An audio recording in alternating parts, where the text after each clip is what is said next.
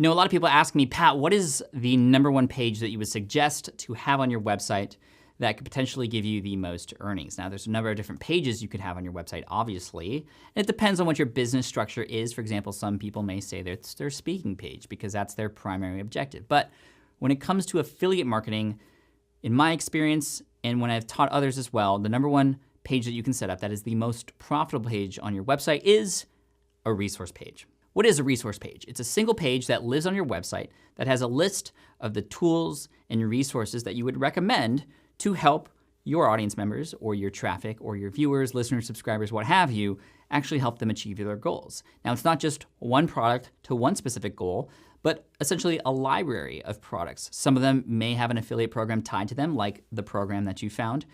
Some of them might just be really helpful articles and books and other things that may have a price, but not an affiliate program, because guess what? This is a page that's going to be super useful and helpful. It is a resource page, and therefore not just benefits the person who's actually reading your blog or your website, but you as well, because it makes it very easy for you to share in one spot where all the best stuff is. Now, typically this page is titled a resource page, but you can, brand it to however it is you like to structure these things. I've seen some people mention this page as the top tools page or the toolbox.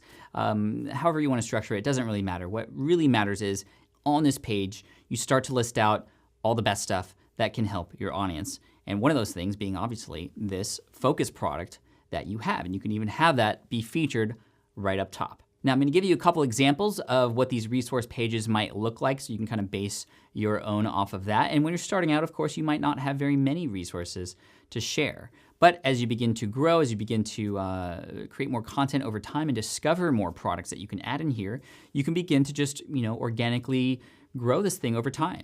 Of course, over time, some products might not be or make sense here anymore, and things will change. So just have it set up now, because guess what? This is a great page to reference on your other content. So instead of mentioning specific resources, you could mention on a blog post, hey, and by the way, if you're looking for the best tools, make sure to check out my resource page here. If you're on a podcast episode, hey, make sure to go to smartpassiveincome.com/resources to see some of the best tools and software that you can use to help you grow your business. Or maybe it's a video, hey, come and visit my resource page. And again, this thing organically stays up to date over time. Now, your action item for this video is to actually create one of these resource pages. And like I said, you may only have one or two resources to begin with. This will be added to over time. Make sure it lives in the navigation menu of your website and call it whatever it is that you want, something nice and short and easily memorable.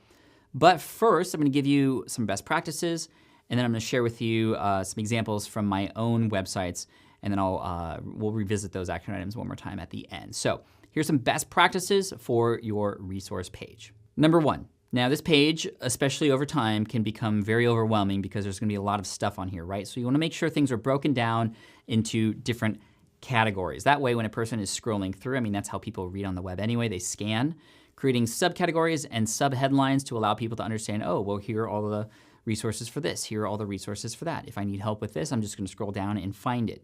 If you're a little bit more advanced, you can create little anchor links so that people can see kind of a table of contents up top and then click through to the section that they need help with and they want software or tool recommendations from.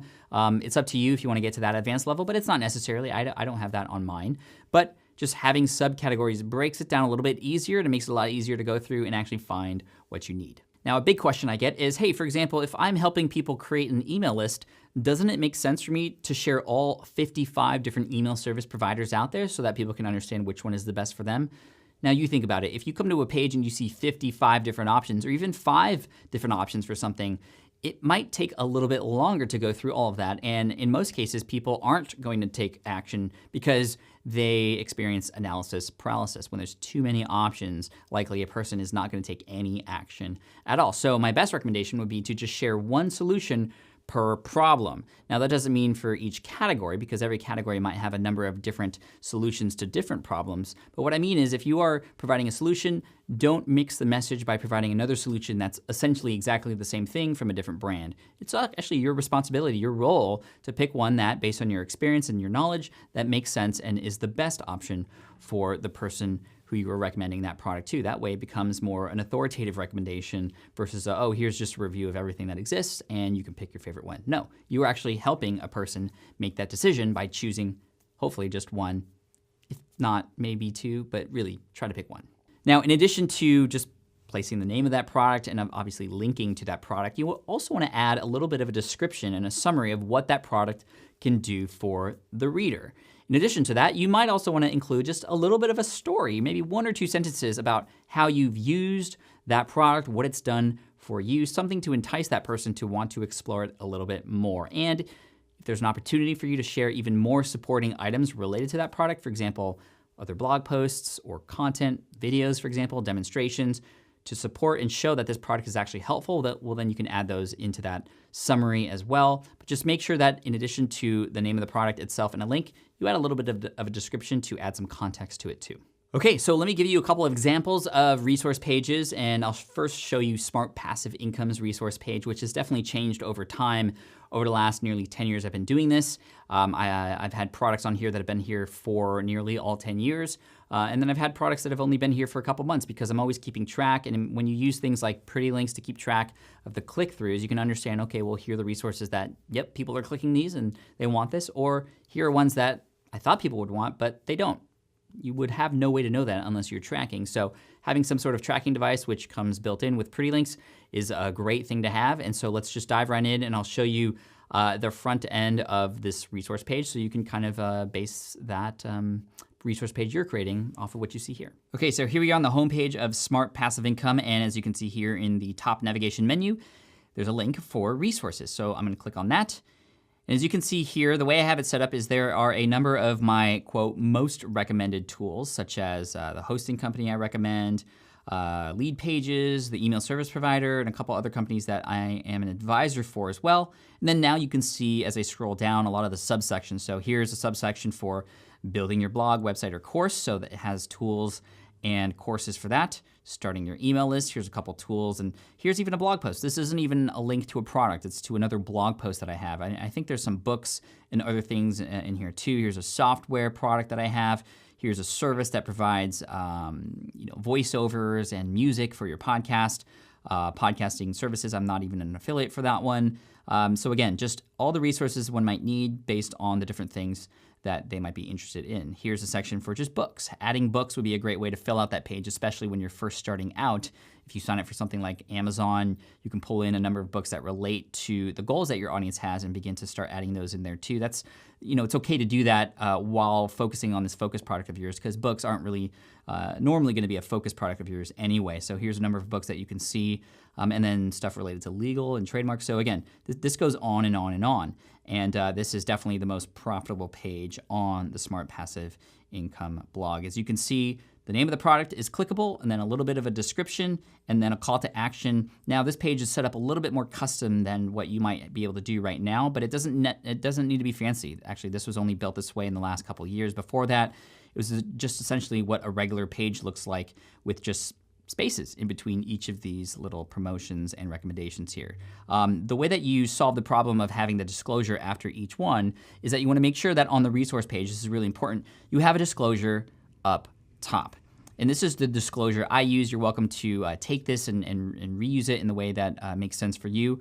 But by having this up top before anybody sees anything, it solves that problem of making sure there's no confusion here. So I'm always up front with, I've tested every recommendation on this page. Many of the resources listed here are crucial to running my business or were crucial to developing SPI to where it is today.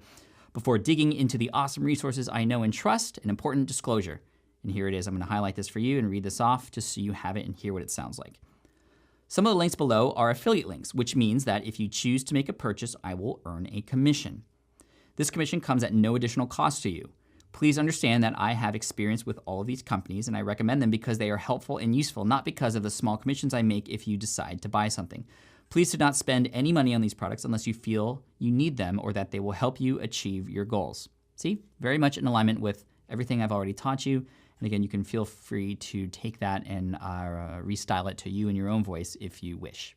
Next, let's look at the resource page here on foodtrucker.com. So this is another website I have helping people in the food truck industry. Now, there is a resource page here too, which links to custom food trucks, tools for building websites and other web development tools, email list stuff, social media tools to help them manage their social media accounts and things like that, which is a really, really important component of running a food truck. document management, legal stuff, mobile payment services. So again, the stuff that food truck owners would need are all in one particular place here on the resource page. And it's handy because now we can just simply in podcast episodes, there's a podcast for this too, or blog posts, just simply mention that, hey, you can get all the best resources to help you build your truck on the resource page. Some of these are affiliate links, some of these are not, but they are all helpful. And that's how you should approach it too.